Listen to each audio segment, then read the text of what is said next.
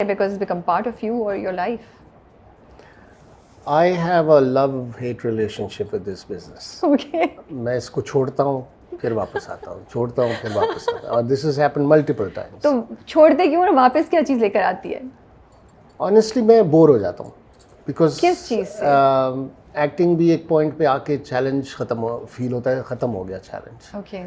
और I don't want to do roles just for the sake of doing a role and सिर्फ screen पे आने के लिए. जब वो चैलेंज ख़त्म हो जाता है फिर मैं उसको छोड़ देता हूँ. Then I go away, I do other things. फिर वो ये मुझे वापस बुला लेता है इंडस्ट्री वाले पे घेर के ले आते हैं वापस. तो it is always been like this. जब मैं यहाँ से कनाडा मूव हुआ था तो I was away from Pakistan for 10 years. And you were fine. I was fine. I was busy with other things. फिर आया वापस तो किसी ने मुझे देख लिया, ढूंढ लिया. उन्होंने कहा कि जी आइए.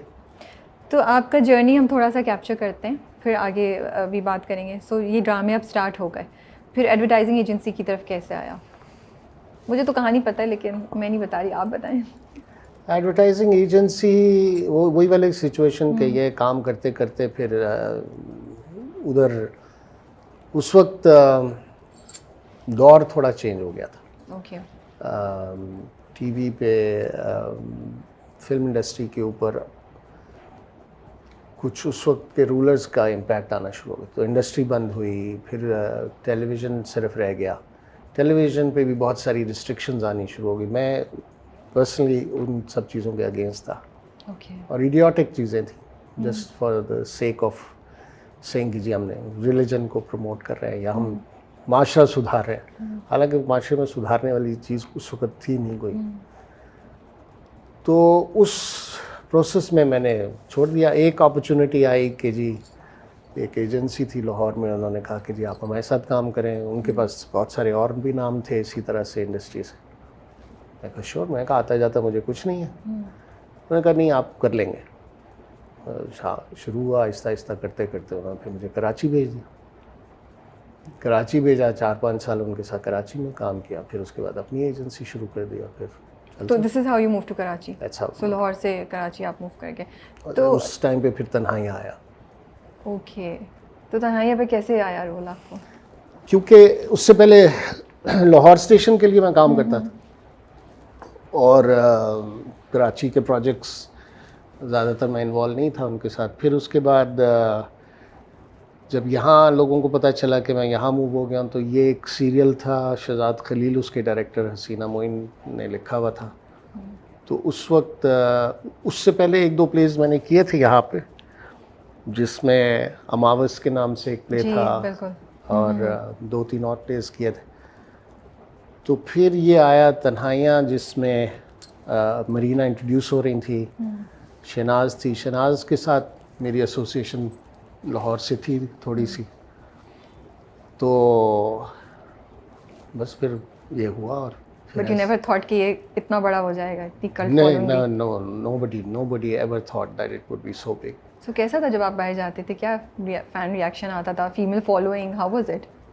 It was very different from today because उस टाइम पे एक तो ये है कि सोशल मीडिया नहीं था. The news used to travel very slowly. जो आदमी जज कर सकता था वो जब आप पीटीवी स्टेशन पे जाते थे, वो कहते थे आपकी मेल आई है, और आप फिर देखते थे इतने इतने थद्दे जो है वो मेल के आए पड़े हुए.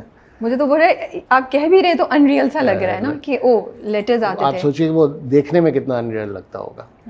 बट कितना ओवरवेलमिंग भी होता होगा. बिल्कुल एक्साइटिंग. बिल्कुल ऐसा ही है. और फिर ऐसा है कि सड़क पे आप जब निकलते थे तो लोगों को यकीन नहीं आता था कि क्योंकि आप नज़र के सामने इतना नहीं होते.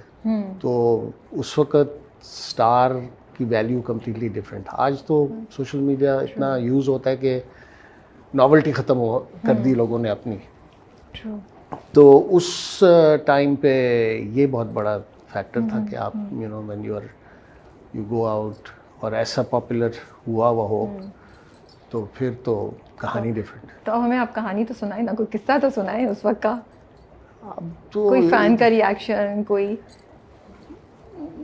I don't know. मैंने अब मुझे कुछ ख़ास याद नहीं है, लेकिन ये है कि आप ये सोचिए कि अगर आप उस टाइम पे कराची के अंदर शाम को 7:30 बजे 8 बजे प्ले लगता था, तो 7:30 बजे सड़क खाली होती थी। वाओ। ख़ास तौर पे मुझे आज तक जहन में है कि हमारी एक फैमिली रहती थी कायद आज़म के बाज़ार के पास, तो मैं शाम में निकला जाने के लिए उनकी तरफ, तो जो हमारा ये रोड है गोरा कब्रिस्तान वाली जो रोड है, ओके। इट वाज एम्प्टी, और आदमी सोचता था कि क्या हुआ क्या, बट एक्चुअली वो ये था कि वहाँ पहुँच के ख्याल आया कि ये आज तन्हाइयाँ का सेकंड लास्ट एपिसोड था। Oh my goodness. हाँ। 13 एपिसोड होते थे, Yes, तो जो कुछ होना था वो उस 13 एपिसोड में होता था। बट फैंस की बड़ी बड़ी स्टोरीज हैं जो शायद यहाँ बताई नहीं जा सकती। तो कोई कैसा था, ओवरवेलमिंग था कभी? Did it ever get to your head? किस तरह, how did you keep yourself नहीं, humble या क्या? never got to my head because it was not anything new for our family because of my father also. yeah. और हमारे time पे star kid का कोई कॉन्सेप्ट नहीं था, कुछ नहीं था, एवरीबॉडी वाज वेरी नॉर्मल। तो कुछ लोगों को ज़रा दिमाग पे चढ़ जाती थी, मुझे नहीं हुआ, मैंने चढ़ने भी नहीं दी। I used to sort of go out on my own and stuff like that. आपने एक जगह कहा कि फिल्म इंडस्ट्री को ऑन पर्पस ख़त्म किया गया। मुझे आपकी ये स्टेटमेंट बहुत इंटरेस्टिंग लगी, and I want to know कि आप ऐसा क्यों सोचते हैं या ऐसा क्यों हुआ? नहीं, इसमें सोचने की बात नहीं है, हिस्टोरिकल फैक्ट है, नोबडी कैन डिनाई इट। लेकिन उससे क्या फ़र्क पड़ेगा industry? They close the industry, they one by one they said कि जी this cinemas one by one बंद होने शुरू हो गए, इंडस्ट्री बंद होनी शुरू हो गई, टेलीविज़न के ऊपर रिस्ट्रिक्शंस लगानी शुरू कर दी। इतने डिस्टेंस पे मर्द और औरत काम करेंगे, बहन भाई का रोल प्ले कर रहे हैं, आप हाथ नहीं लगा सकते, रिस्ट्रिक्शंस आ रही हैं, फ्रस्ट्रेशन आपका आहिस्ता आहिस्ता घुटन शुरू हो गई। फिल्म इंडस्ट्री को तो पीस बाय पीस बंद किया गया खुद।